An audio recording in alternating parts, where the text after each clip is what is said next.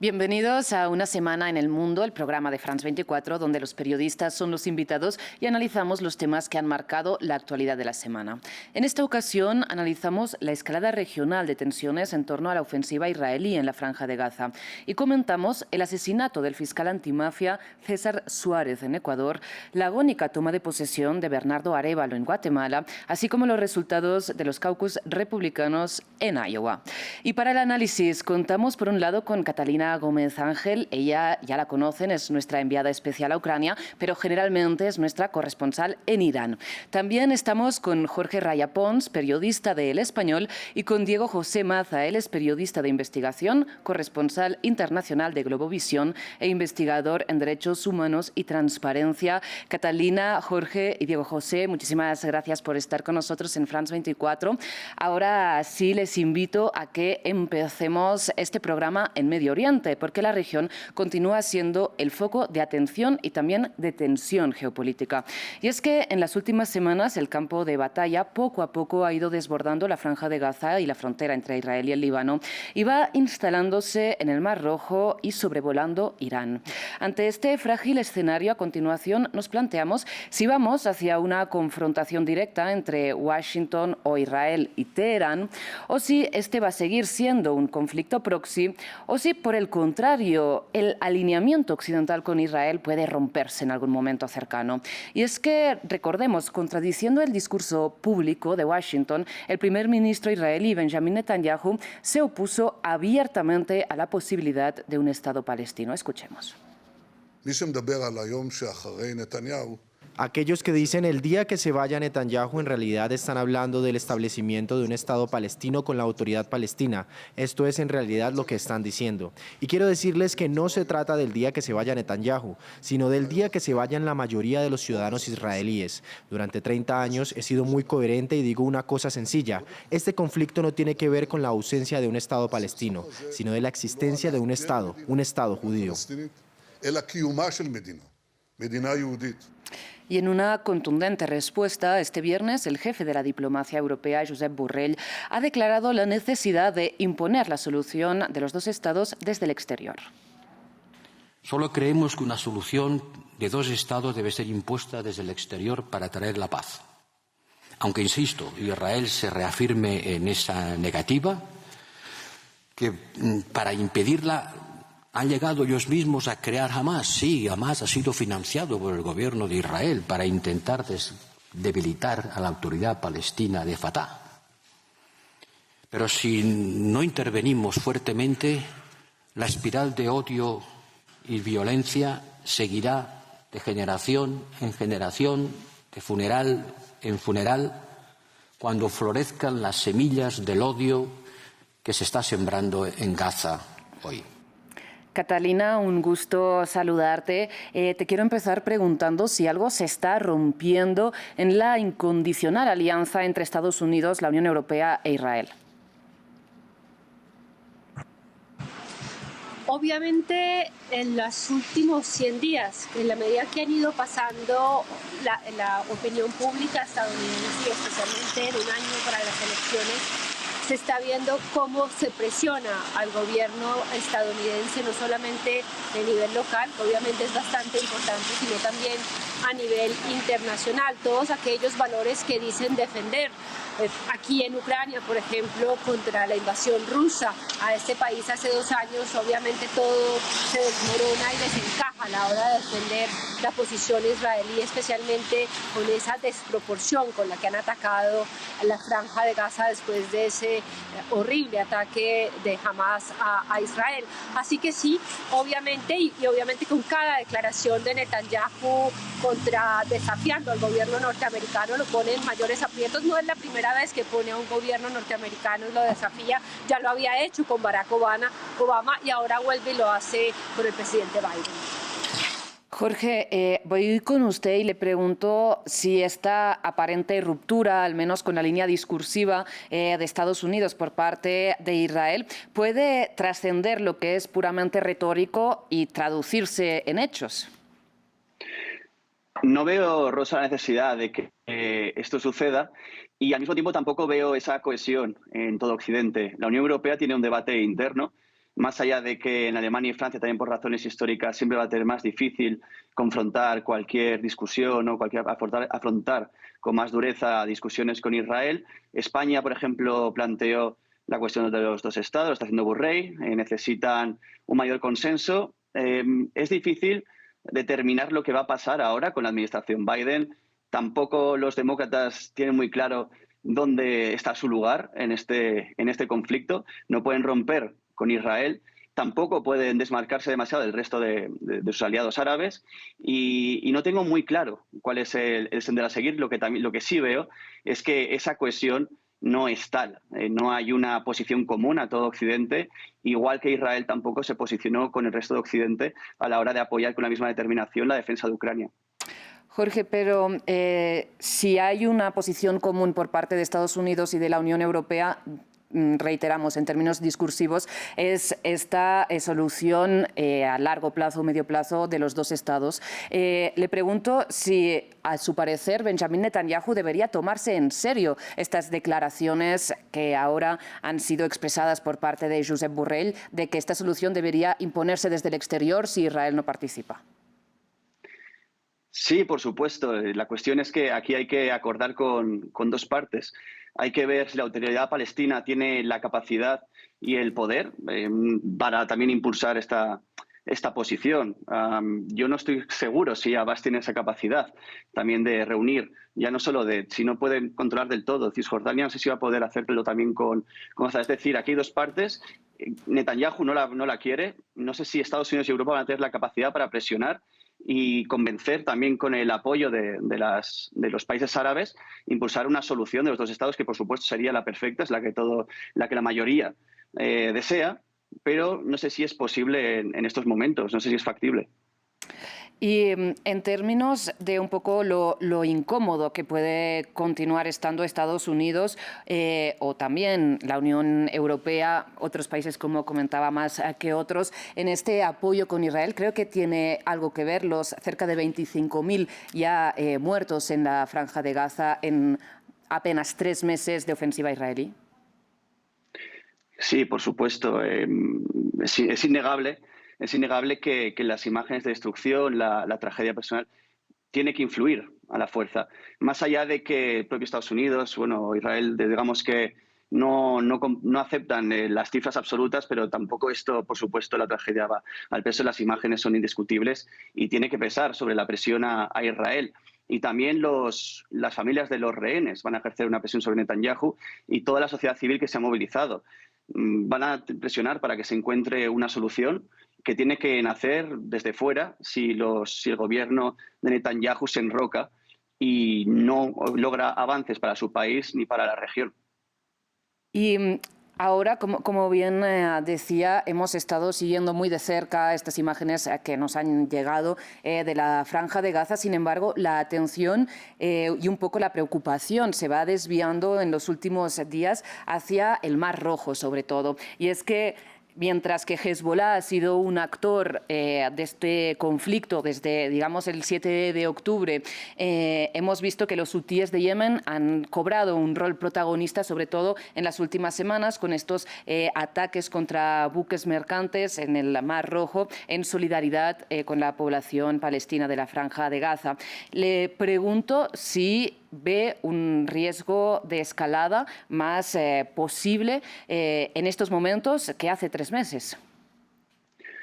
Sí, Irán viene preocupando desde hace mucho tiempo por cómo va orquestando o cómo va moviendo sus piezas en la región. Ha sido con Hamas, ha sido con los hutíes, ha sido con Hezbollah y ha sido en otros países. No sé si a Irán le interesa, mientras está desarrollando su propio programa nuclear, que vaya esto lejos del todo, porque uno de los grandes riesgos de tener a todos tus proxies actuando contra Israel o contra los intereses también de Estados Unidos y de Reino Unido, y ahí también será contra los intereses de Europa, cabe recordar, con estos ataques selectivos de estas embarcaciones comerciales, puede correr el riesgo de que al final todos acaben apuntando hacia Irán. Y ellos también están muy interesados ahora en desarrollar su programa nuclear. Tienen alianzas estratégicas también con Rusia.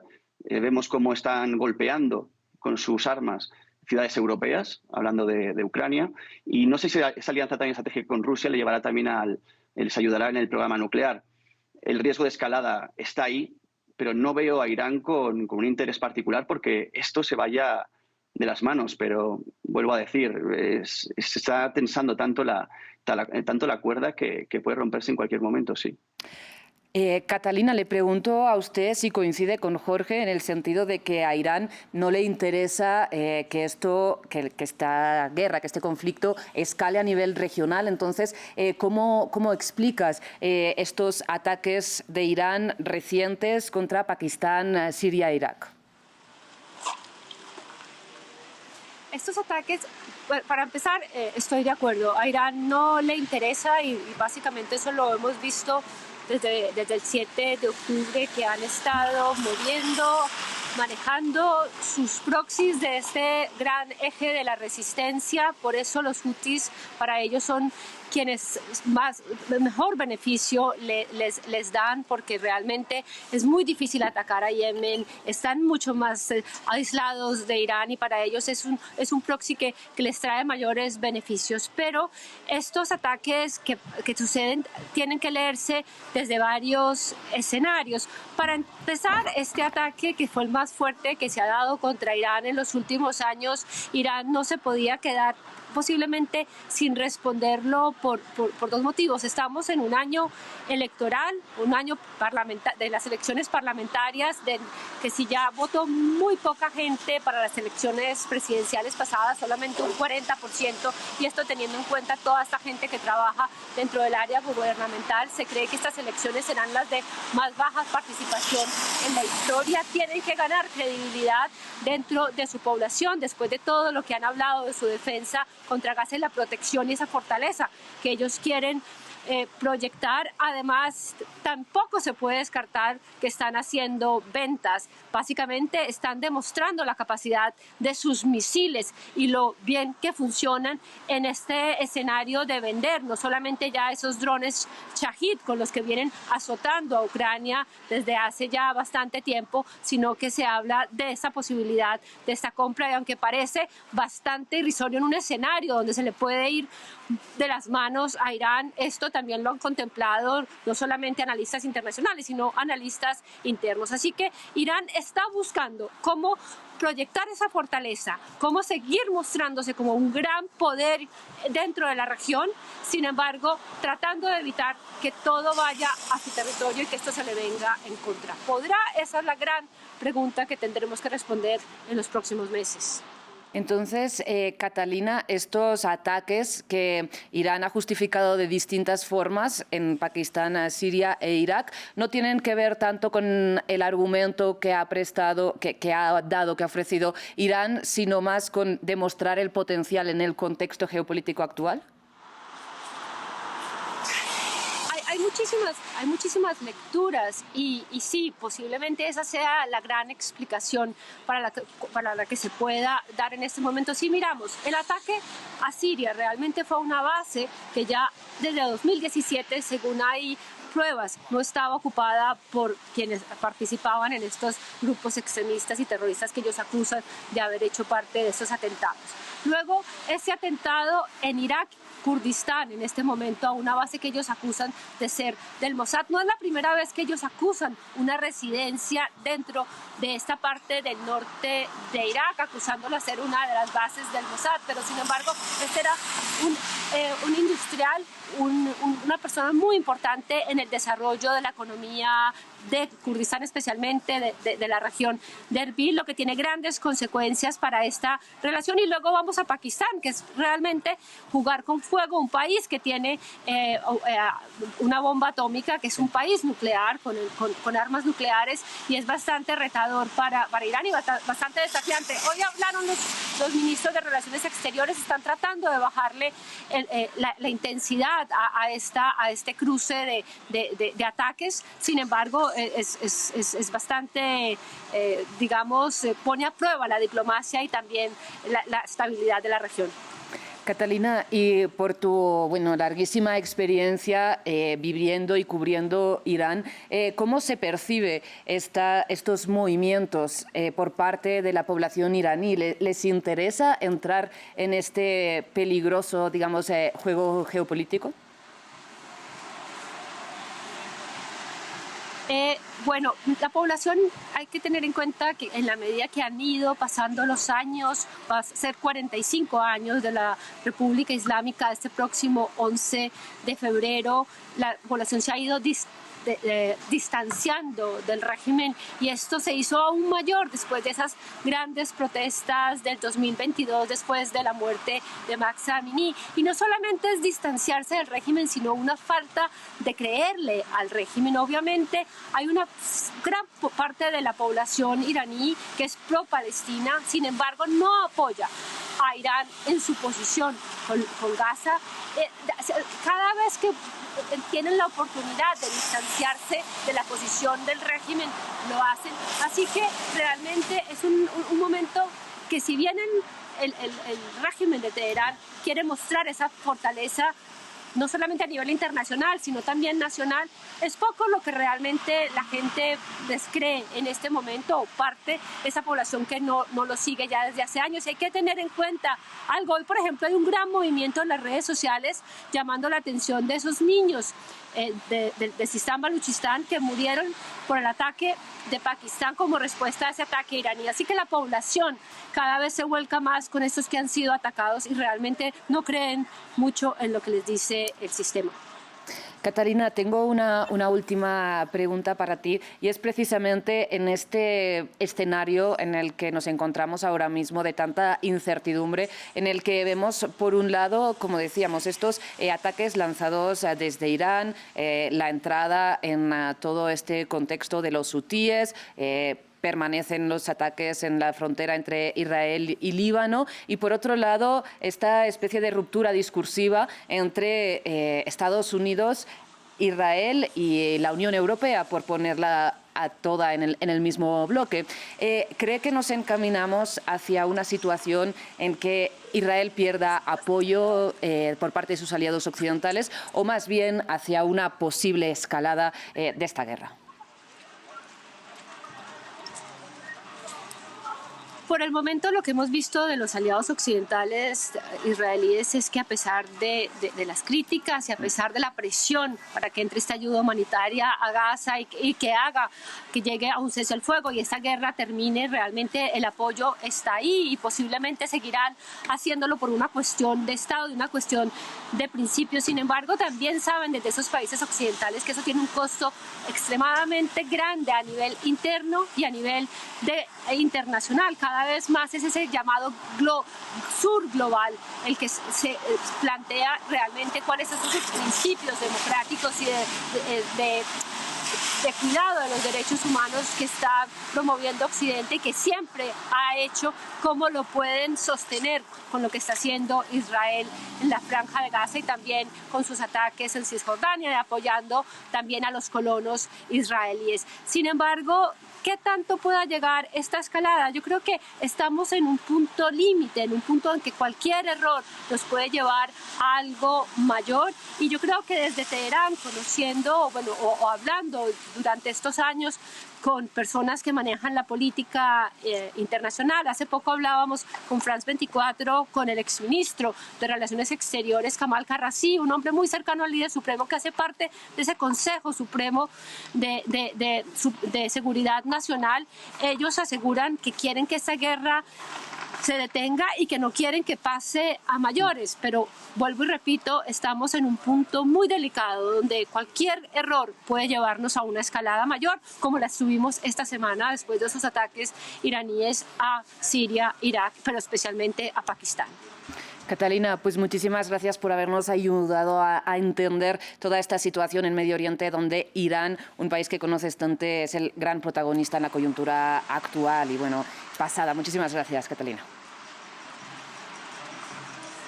A ustedes.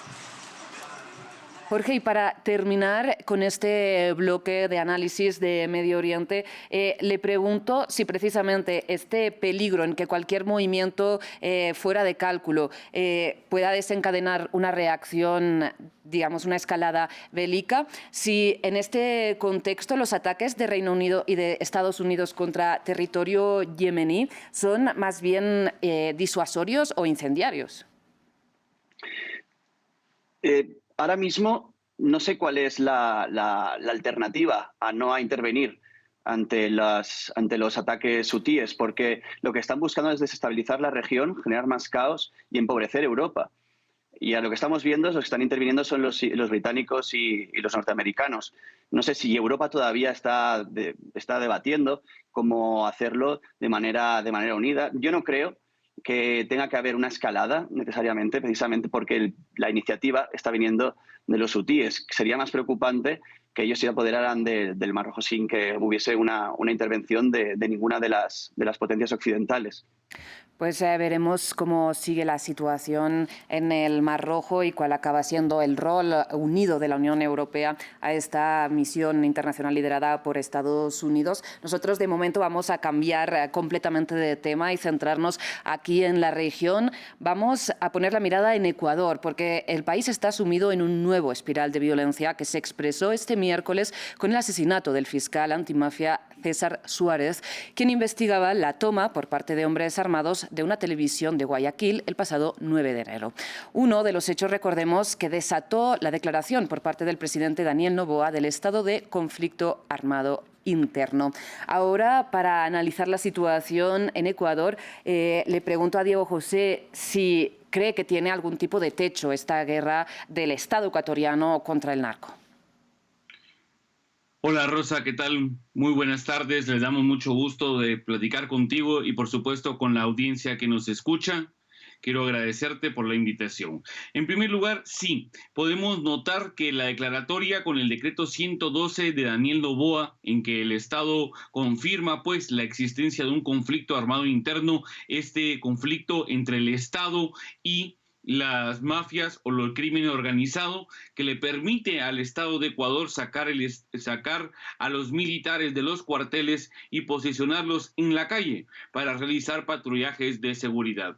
El asesinato del fiscal antimafia César Suárez lo que genera es un clima de incertidumbre, debido a que era el fiscal que justamente había interrogado a 12 miembros de una banda que era la que había realizado el secuestro en la televisión de Guayaquil de TC Televisión, misma que fue atacada y posteriormente sufrió un secuestro de sus miembros. El asesinato del mismo, el cual ya se reporta la captura de 2 implicados, la persona que disparó y la persona que iba manejando, eso genera que podamos tener seguridad con que el Estado ecuatoriano está actuando con prontura, con rapidez frente a estos hechos. Pero lamentablemente el Estado ecuatoriano se encuentra en desventaja debido a la fuga de cabecillas de diferentes grupos de crimen organizado de las cárceles del país, y también a que grupos que existen de terroristas, como los ha llamado el Estado ecuatoriano, estén formados por policías que eran dedicados a cuidar a los presos en las cárceles del país. Le pregunto, Jorge, si coincide con este análisis de que el Estado ecuatoriano tiene una cierta desventaja a pesar de que se muestre determinado. Parte con desventaja y además está enfrentándose ante enemigos poderosísimos, contra fuerzas que son muy, muy difíciles de manejar y que tienen unos intereses que van a defender con sus atributos criminales. Yo temo que, además también porque aquí tenemos muchos ecuatorianos hijos y españoles de origen ecuatoriano que lo cuentan y que sufren desde la distancia lo que está ocurriendo allí, y es verdaderamente un desafío lo que tiene por delante el presidente, y espero que pueda aplicar, que el Estado sea capaz de doblegar a los enemigos en este pulso. Y le pregunto, Diego José, si hay algún peligro de deriva autoritaria en Ecuador para hacer frente a esta situación, porque mucho se ha comparado la estrategia de Noboa con la de Bukele, salvando todas las distancias de momento. Siempre que un Estado se enfrente a grupos criminales, sean estos guerrilleros, y hay una existencia de declaración de un conflicto armado interno, la deriva autoritaria es una amenaza. Eso siempre va a existir.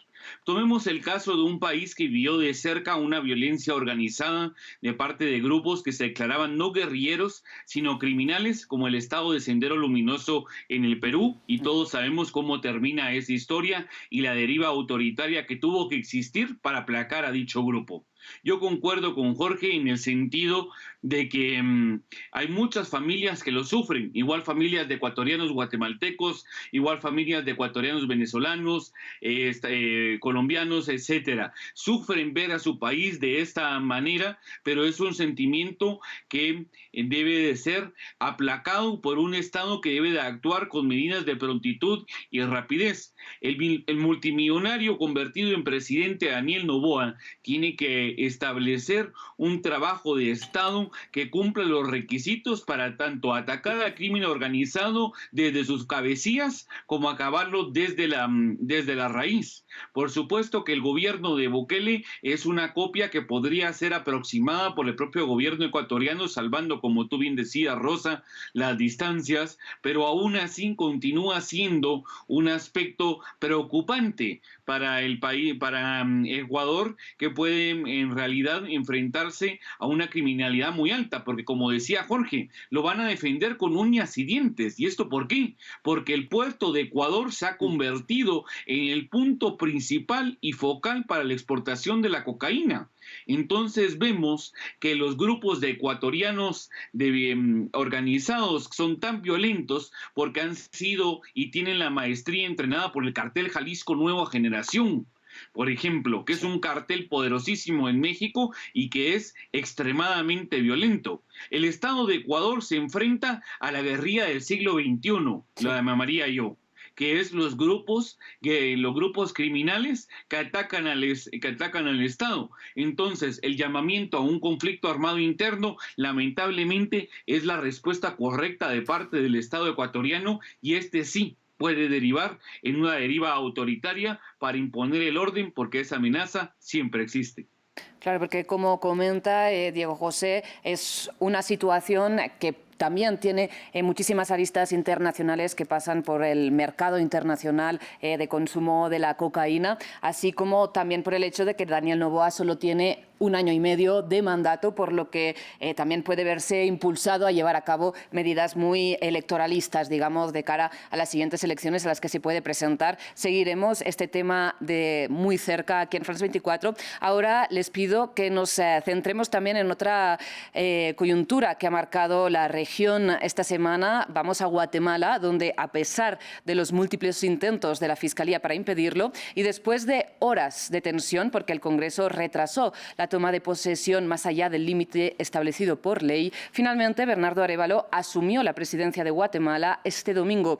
Una jornada en que, recordemos, fue clave la presión internacional para exigir que se respetara la voluntad popular. Y Jorge, le pregunto, ¿qué perspectivas le da usted a este mandato de Bernardo Arévalo? Pues espero sinceramente que se pueda apoyar su mandato también desde fuera, no solo ahora, que digamos cuando tenemos reciente, sino en el tiempo. Desde luego Estados Unidos, Biden ya lo ha mostrado así.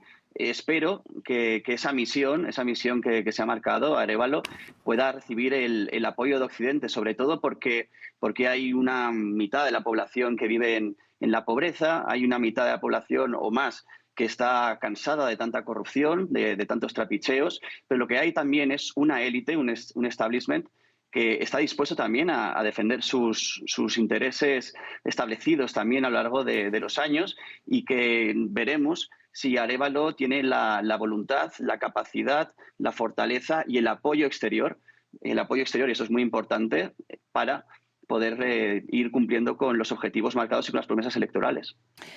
Diego José, no tenemos muchísimo tiempo, así que le pregunto también sus perspectivas para Bernardo Arévalo. La perspectiva es la esperanza. El pueblo de Guatemala ha recibido con esperanza la llegada de Bernardo Arévalo, porque se trata de un partido y de un presidente que no tiene vínculos con el establishment que Jorge mencionaba.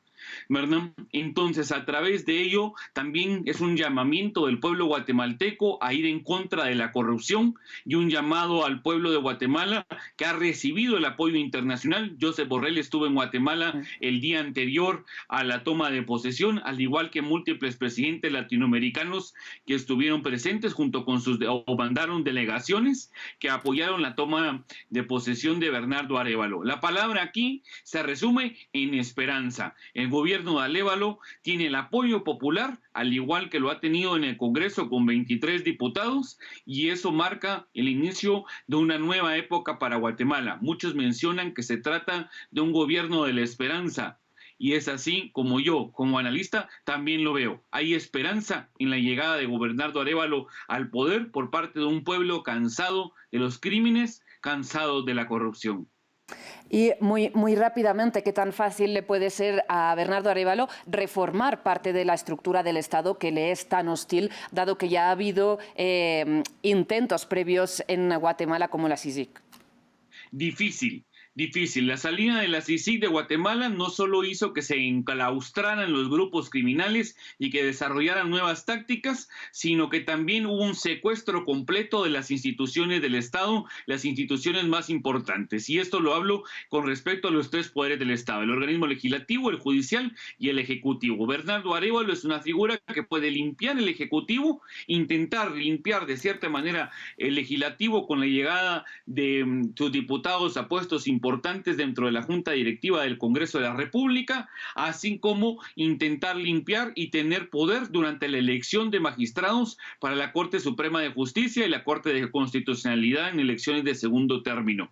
Pero el camino se nota difícil, se nota complicado. Lo que tiene Bernardo es una amplia ventaja de ser el presidente más votado en la historia de la era democrática guatemalteca, y segundo, tiene todavía ese apoyo popular que se manifestó el día de su toma de posesión. Pues también vamos a estar muy atentos a este mandato que describe como este mandato de la esperanza para mucha gente en Guatemala. Y otro de los temas que marcan la semana y van a marcar este año, guste o no, alrededor del mundo, es la situación y la carrera presidencial en Estados Unidos, donde recordemos que a pesar del gran entramado judicial en el que está inmerso, Donald Trump consolida su liderazgo en la carrera republicana hacia la Casa Blanca. Y es que este lunes el expresidente y precandidato arrasó en los caucus de Iowa al recibir el 51% de los apoyos frente al gobernador de Florida, Ron DeSantis, que obtuvo el 21%, y a la exembajadora de Estados Unidos en la ONU, Nikki Haley, que recogió el 19%. Les pregunto a cada uno, ya para cerrar este programa, si consideran que si no es una decisión de la Corte Suprema que lo impide, Donald Trump es el favorito para llegar a la presidencia, al despacho oval, de nuevo en noviembre de este año. Jorge.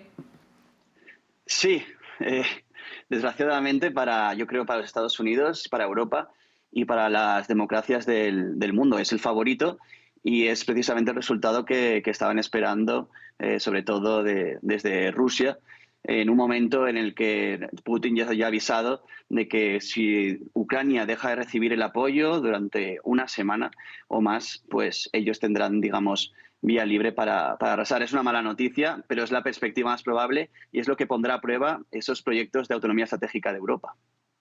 Diego José, le pido también sus perspectivas. Donald Trump es el gran favorito dentro de los republicanos. ¿También lo sería eventualmente frente a Biden?